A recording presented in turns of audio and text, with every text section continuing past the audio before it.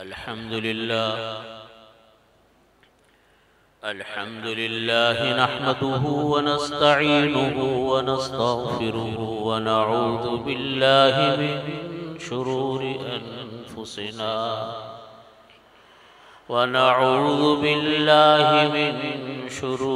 अनफुसिना व मिन सय्यिआति अअमालिना।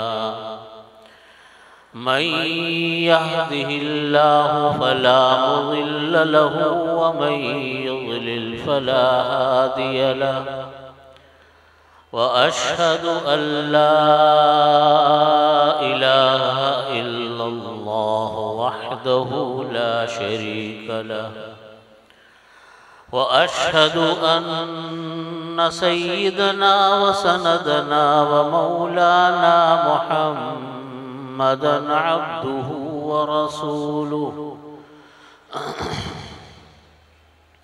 वक़ाल अल्लाहु तआला फ़िल क़ुरआनिल मजीद क़ुल हल नुनब्बिउकुम बिल अख़्सरीन अअमाला अल्लज़ीन ज़ल्ल सअयुहुम फ़िल हयातिद दुनिया व हुम यहसबून अन्नहुम युहसिनून सुन्आ। सदक़ल्लाहु मौलानल अज़ीम व सदक़ रसूलुहुन नबियुल करीम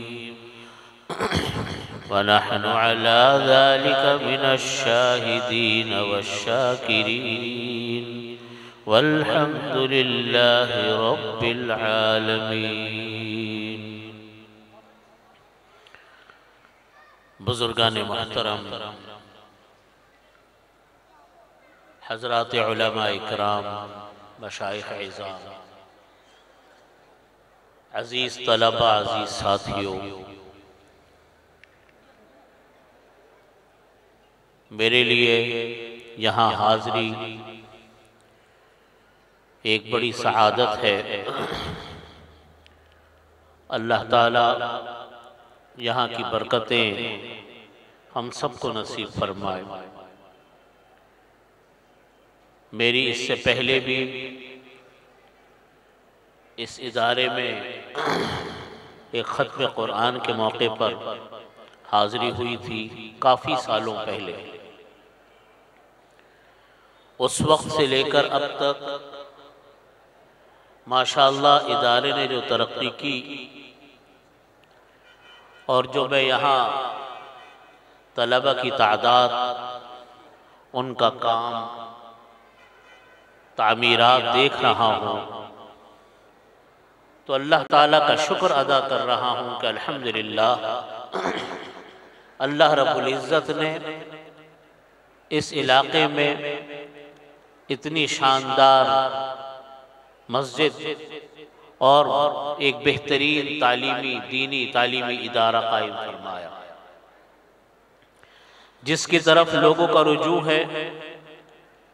क़ाल अल्लाहु क़ाल रसूल की सदाएं हैं और माशाअल्लाह आज तलबा का ये गुलदस्ता आपके सामने तशरीफ़ फरमा है, जिन्होंने एक तरफ कुरान पाक की तकमील की तो दूसरी तरफ वो जमात है जिन्होंने नबी करीम सल्लल्लाहु अलैहि वसल्लम के अहादीस मुबारका, दौरा हदीस और अपने दर्स निज़ामी की तालीम मुकम्मल की।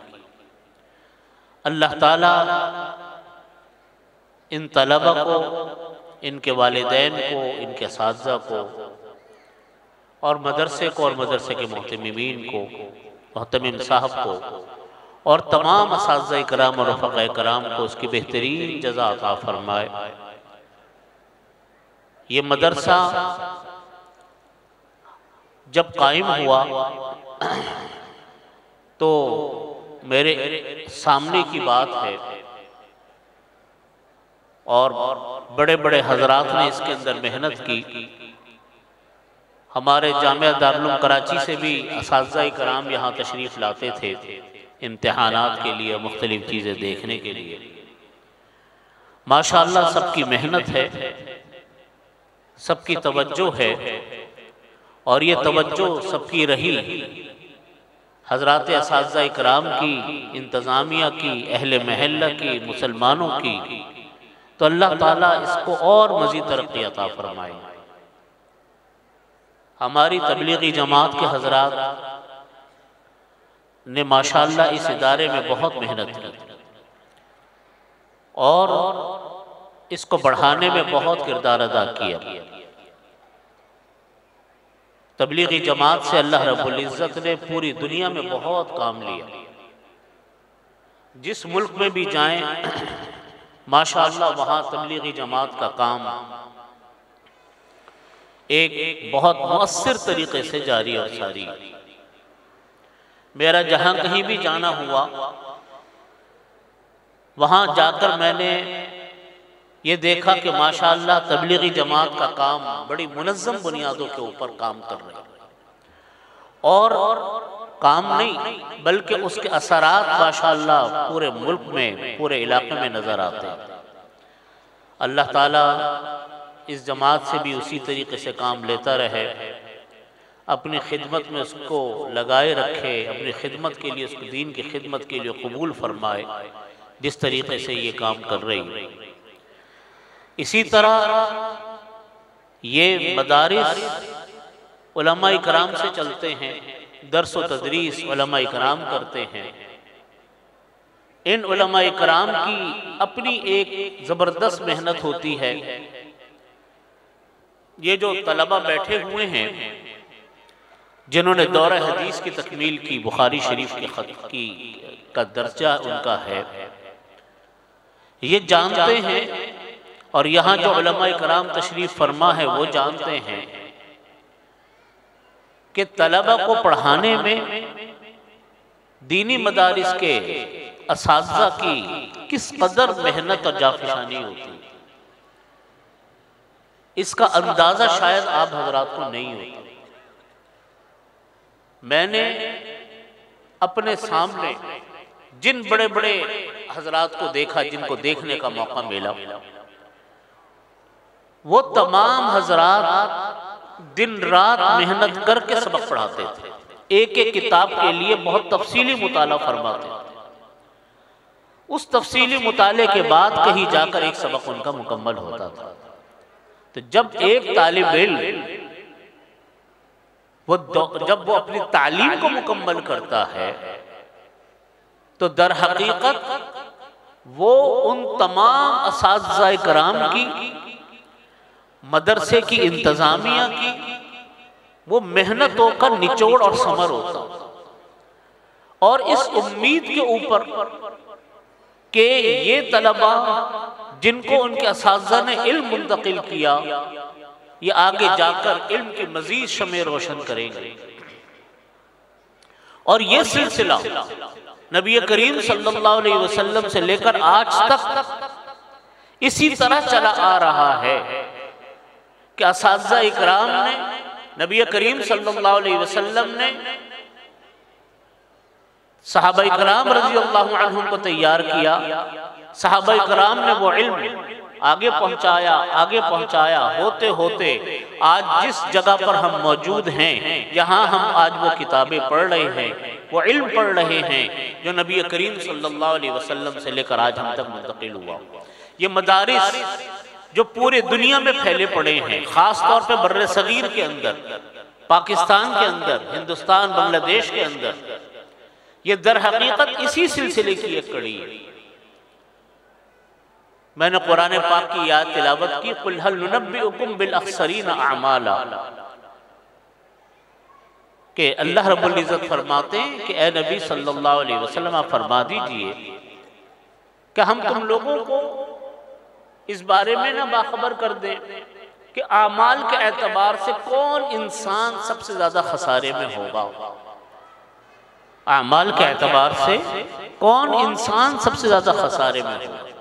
हल नुनब्बिउकुम बिल अख्सरीन अमाला,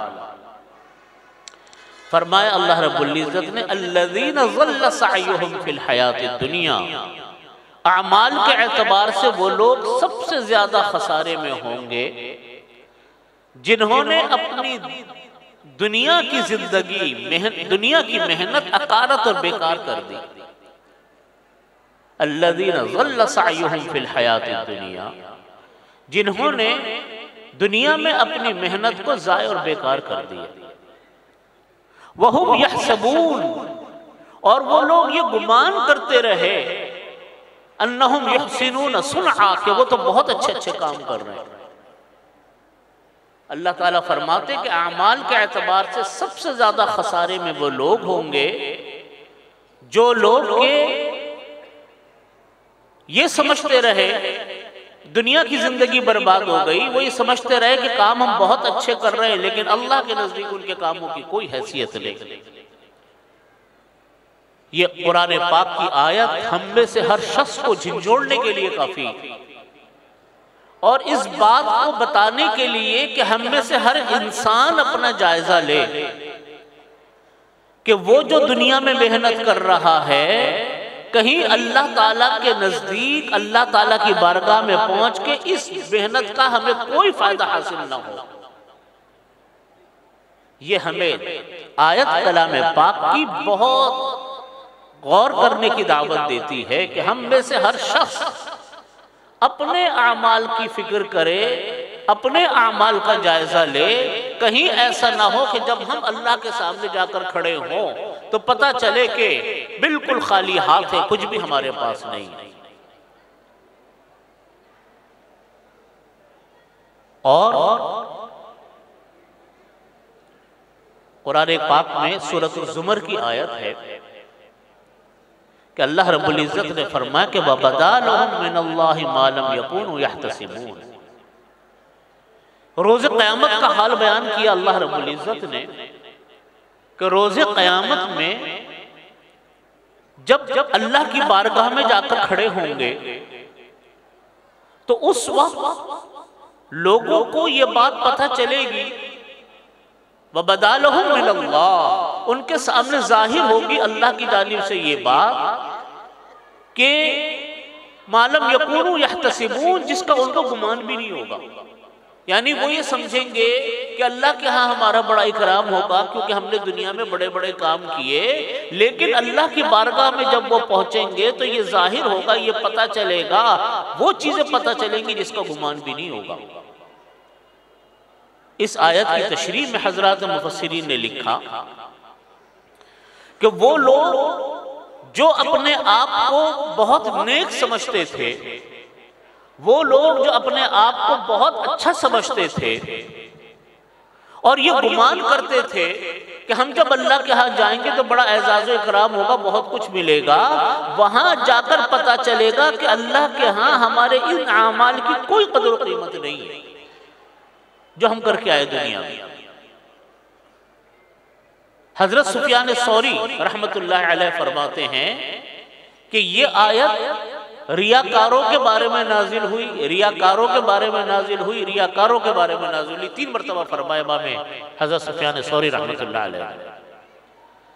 हजरत मुफ्ती शफी साहब रहमतुल्लाह अलैह ने मारिफुल कुरान में लिखा कि ये आयत नाजिल हुई वो लोग जो ये समझते थे कि हमको हमारे अमाल का बहुत अजर और सवाब मिलेगा, लेकिन और लोग उस बुनियाद के ऊपर उनको नेक समझते थे, लेकिन वहां जाकर पता चलेगा अल्लाह की बारगाह में कि जो हमने अमाल किए अल्लाह ताला के यहाँ तो वो कोई काबिल कबूल अमल है ही नहीं।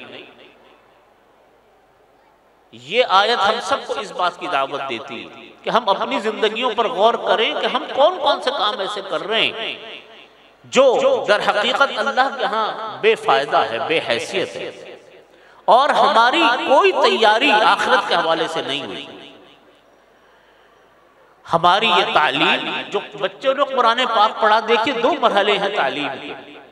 बुनियादी चीज है तालीम दुरुस्त होनी चाहिए, दीन की तालीम भी दुरुस्त हो, दुनिया की तालीम भी दुरुस्त हो। जब बच्चे कुरान पाक पढ़ते, जैसे जमात बैठी हुई है कलाम पाक की, इन्होंने कुरान पाक पढ़ा और बड़ी मेहनत करके पढ़ा, अल्लाह ताला ने इनको कुरान पाक तजवीद के साथ, कवाइद के साथ पूरा फरमा दिया। फिर दूसरा मरहला आता है उन कुरान पाक की उन आयात के मतलब सीखने का, मानी सीखने का, मफाहीम सीखने का। जो काम हमारे असातिज़ा इकराम करते हैं दर्स निज़ामी में दर्स देकर, जिसका आखिरी दर्जा तमाम अहादीस की सिहाए सित्ता वो पढ़ाई जाती है जो कि तलबा फारिग हो रहे हैं।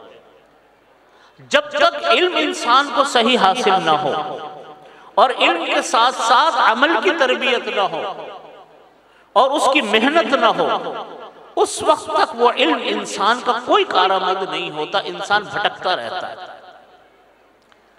आज दुनिया में मदारिस के खिलाफ बहुत बातें की जाती हैं, लेकिन लोग आकर देखें तो सही मदरसों में अल्लाह ताला ने किन उलमा को तैयार कर रखा है, वो क्या तालीम अदा कर रहा है।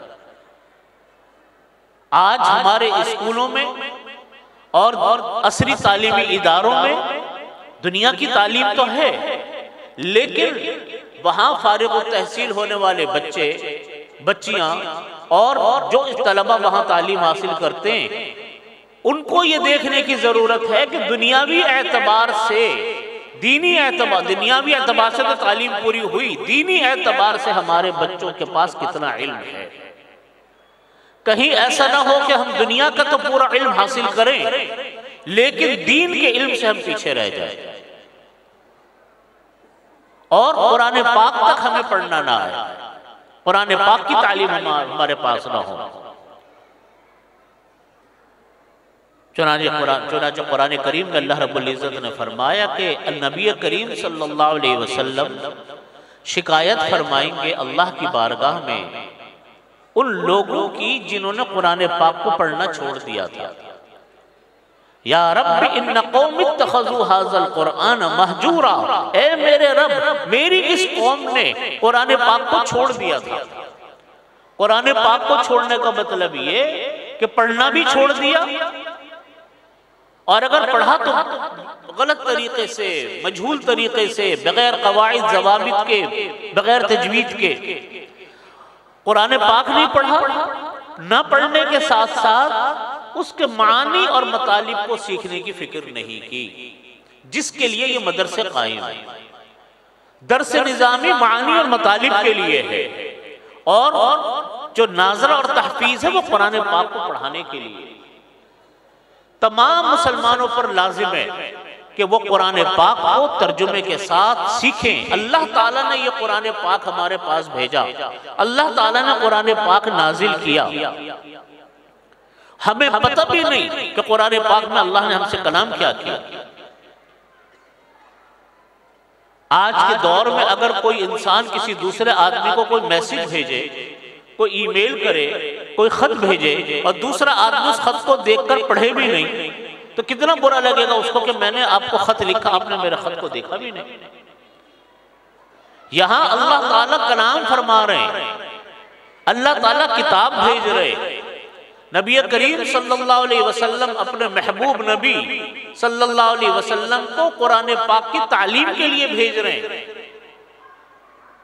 उसके तर्जुमे, उसके मानी, उसके मतालिब आज हर जबान, तमाम इंटरनेशनल जबानों में, इलाकाई जबानों में, सूबाई जबानों में, सब में मौजूद है। नतीजा उसका क्या है? नतीजा यह है कि आज हमारे घरों में जो परेशानियां, हमारे घरों में तकलीफें बहुत सारी इस बुनियाद के ऊपर हैं कि हम लोग कुरान पाक की तालीम से दूर हैं। हमारे घरों में कुरान पाक की तालीम नहीं है। छोटे छोटे मसले हमारे बच्चों को पता नहीं होते, घर वालों को पता नहीं होते। इसलिए अल्लाह ताला ने फरमाया कि कुल हल नुनब्बिउकुम बिल अख्सरीना अमाला, क्या ना बताऊं आपको कि कौन से अमाल ऐसे हैं जो इंसान को तबाह बर्बाद करने वाले हैं, जो इंसान के अमाल में सबसे ज्यादा नुकसान पहुंचाने वाले हैं। फरमाया कि जिन्होंने अपनी दुनिया की जिंदगी अकारत कर दी, जाय कर दी, और ये समझते रहे बहुत अच्छे बड़े बड़े काम किए। जब तक इंसान कोई काम अल्लाह की रजा के तरीके के लिए ना करे, उस काम के अंदर कभी अल्लाह ताला की तरफ से वजन नहीं पैदा होता। हर अमल अल्लाह के लिए करे, हर काम अल्लाह के लिए करे। छोटे छोटे से काम भी नियत अल्लाह के लिए करे। और दूसरी चीज, जो काम करे शरीयत के और ज़ाब्ते के मुताबिक, सुन्नत के ज़ाब्ते के मुताबिक करे। ये बात तो दो छोटी सी है, लेकिन हकीकत यह है कि इंसान के नामे आमाल में वजन पैदा करने वाली ये दो बुनियादी चीजें हैं, एक इखलास और दूसरा अमल शरीयत और सुन्नत के मुताबिक। इखलास का मतलब है, हजरत थानवी रहमतुल्लाह अलैह ने लिखा कि इखलास ही वो चीज है, इखलास ही वो अमल है जो दर हकीकत गैरुल्लाह से अल्लाह की तरफ उस अमल को फेर देती है। फरमाते कि लोग इखलास की तरफ तवज्जो नहीं करते। छोटा सा काम बाज़ औक़ात जब अल्लाह के लिए किया जाए और उस छोटे से काम को आदमी को पता भी ना हो कि मैंने ये काम कोई दीन का भी किया, लेकिन अल्लाह के यहाँ वो अमल इतना वजनी है, इतना भारी भरकम है कि बाज़ औक़ात अल्लाह ताला उस अमल के ऊपर इंसान की मग़फ़िरत फरमा देते हैं। हर अमल अल्लाह के लिए। किसी किताब में मैंने वाक़या पढ़ा, एक तो हदीस शरीफ की किताब में वाक़या आता है और दूसरी किताबों में मुख्तलिफ वाक़यात लिखे। एक वाक़या ये लिखा कि एक साहब गुजर रहे थे तो एक दरख्त की टहनी रास्ते में झुकी हुई थी, दरख्त की टहनी रास्ते में झुकी हुई थी। उन्होंने इस टहनी को ये तोड़कर फेंक दिया कि ये टहनी जो है किसी इंसान को आने जाने वाले को तकलीफ पहुंचाएगी। जब अल्लाह की बारगाह में पेशी हुई तो अल्लाह ताला ने फरमाया कि तुम्हारा हमने कोई और अमल तो कबूल नहीं किया, लेकिन ये तुमने टहनी खालिसतन मेरे लिए की थी, लोगों को तकलीफ से बचाने के लिए की थी। तुमने अल्लाह की मखलूक पर रहम किया, हम तुम्हारे ऊपर रहम करते हैं। ये छोटा सा अमल ये अल्लाह की बारगाह में मग़फ़िरत का जरिया बन गया। तो पता चला कि बाज़ औक़ात हदीस शरीफ में एक वाक़या आता है कि नबी करीम सल्लल्लाहु अलैहि वसल्लम एक ग़ज़वे के मौके पर तशरीफ़ ले गए। ग़ज़वे के मौके पर जब थे, ग़ालिबन ग़ज़वा खैबर का वाक़या था। ग़ज़वा खैबर के वाक़े में एक चरवाहे आए, उन्होंने आकर नबी करीम सल्लल्लाहु अलैहि वसल्लम के बारे में सहाबा इकराम से पूछा कि ये कौन सा। उन्होंने बताया कि ये अल्लाह के नबी। तो उन्होंने कहा कि मैं इनसे मिलना चाहता हूं।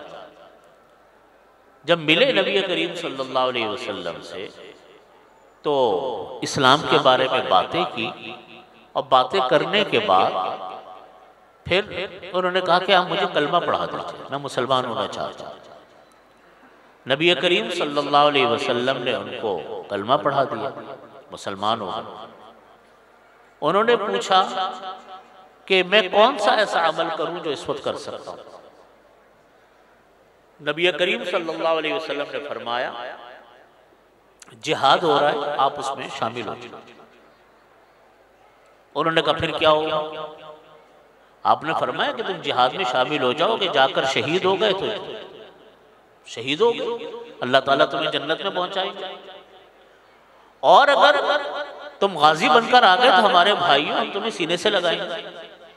उन्होंने कहा कि मेरी काली चमड़ी चरवाहा में जिस्म से बदबू उठ रही तो मेरा भी यही मकाम होगा, क्योंकि अरबों के यहाँ इस चीज का बड़ा एक वो होता था तकब्बुर कि जी वो काला है, ये गोरा है, ये मालदार है, ये गरीब है। नबी करीम सल्लल्लाहु अलैहि वसल्लम ने फरमाया कि नहीं, तुम चले जाओ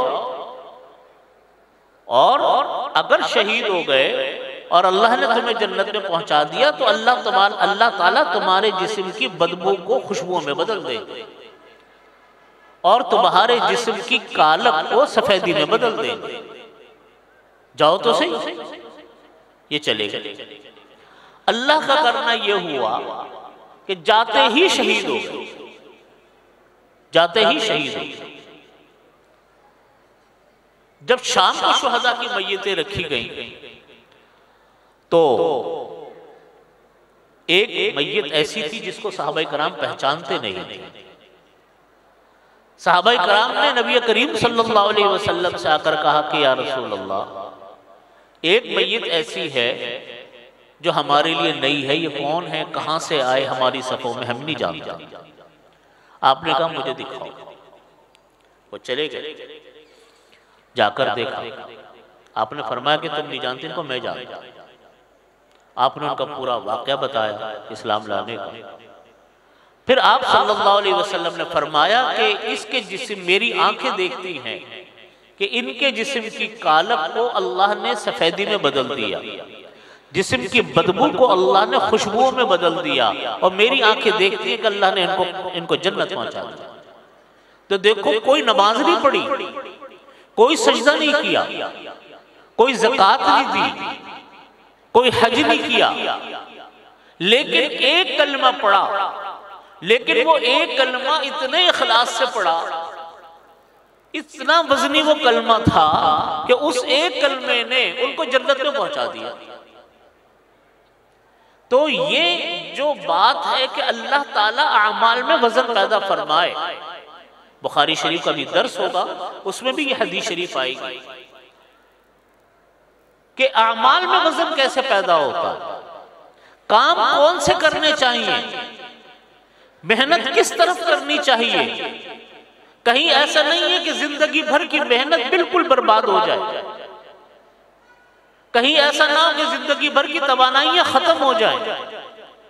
चुनांचे कुरान पाक में भी आता है, अहादीस में भी आता है कि इंसान मरने के बाद तमन्ना करेगा कि अरे मैं कैसी जिंदगी गुजारता रहा, मैंने किस तरफ अपनी मेहनत की, अपने बच्चों को मैंने किन कामों में लगाया। आप यकीन मानिए, एक बड़ी तादाद हमारे मुल्क की, हमारे मुसलमान भाइयों की, उनका नुक्ता नजर सिर्फ और सिर्फ ये है कि किसी तरह दुनिया में अपना कैरियर बना लो। ये जिंदगी का महवर है। पैसे जमा कर लो, बैंक बैलेंस अच्छा हो जाए, दूसरे ने जैसा घर बनाया उससे अच्छा घर हमारा बन जाए, उसके पास जो गाड़ी है उससे अच्छी गाड़ी मेरी हो जाए, उसके पास जो जायदाद है उससे अच्छी जायदाद मेरी हो जाए। ये फिक्र जब इंसान के ऊपर आती है और आदमी जब आखिरत को भूलता है, इस फिक्र को करने में, इन चीजों को पूरा करने में इंसान बाज़ औक़ात हराम और नाजायज की तरफ भी चला जाता है, रिश्वतों की तरफ, सूद की तरफ, झूठ की तरफ, धोखे की तरफ, इस तरफ इंसान चला जाता है कि जी दुनिया में अपना कैरियर बनाना। बच्चों को उस तालीम में लगाया कि जिस तालीम का दुनिया में तो कोई फायदा होगा लेकिन आखिरत में कोई फायदा नहीं है उसको। बच्चों को फराइज भी नहीं पता, बच्चों को वाजिबात भी नहीं पता, बच्चों को, घर वालों को हराम चीजों का नहीं पता कि हराम चीजें क्या हैं और क्या नहीं। बस एक जिंदगी गुजर रही है।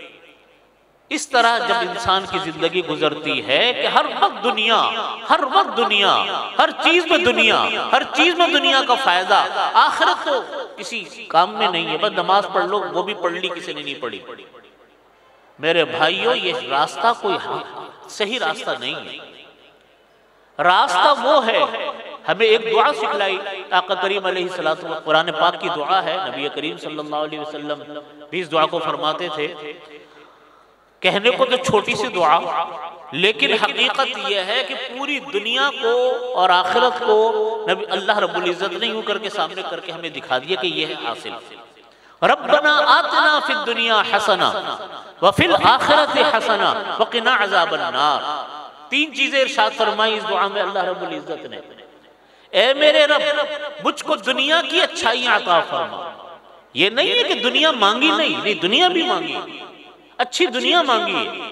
जब दुनिया में रहना है तो दुनिया भी हमें चाहिए, अच्छी दुनिया चाहिए। और हमें दुआ भी सिखलाई अल्लाह रब्बुल इज्जत ने, ये दुआ मांगा करो कि रब्बना आतिना फिद दुनिया हसना, ए अल्लाह मुझको दुनिया में अच्छाइयां अता फरमा। अच्छाइयों का क्या मतलब है? अच्छी दुनिया चाहिए, हलाल। अच्छी दुनिया से मुराद है हलाल तरीके से दुनिया, नाजायज चीजों की दुनिया नहीं, अच्छी चीजों की दुनिया। और ए मेरे रब, मुझको दोज़ख वफिल आखिरत हसना, आखिरत में अच्छाइयां चाहिए। और इन सब के बाद फरमा के वक़िना अज़ाबन नार, जिस इंसान को दोज़ख, और ए अल्लाह हमें दोज़ख के अजाब से बचा, जिस इंसान को दोज़ख से आजादी का परवाना मिल गया वही असल कामयाब है। तो दुनिया की भी अच्छाइयाँ, आखिरत की भी अच्छाइयाँ और दोज़ख से आज़ादी का परवाना। तो भाइयों, इस तरफ मेहनत करनी है। ये मेहनत उस वक्त हासिल होती है जब हम दीन का इल्म भी हासिल करें और दुनिया का इल्म भी हासिल करें, अल्लाह वालों की सोहबत में बैठे। अब खुद जब इंसान अपनी अच्छी सेहत चाहता है तो डॉक्टरों के साथ रब्ता रखता है। जब इंसान अपने दीगर मामलात अच्छे चाहता है तो उस फील्ड के लोगों से अच्छा रब्ता रखता है। जब इंसान अपनी आखिरत अच्छी बनाना चाहता है तो अल्लाह वालों के साथ रब्ता करे। उसके लिए मसाजिद, मदारिस, उलमा, तबलीगी जमात, इनसे अपना रब्ता जोड़ें। अल्लाह ताला हम सब का हामी और नासिर हो। अल्लाह रब्बुल इज़्ज़त हम सबको सही रास्ते पर अमल करने की और चलने की तौफीक अता फरमाए। व आखिर दावाना अल्हम्दुलिल्लाह।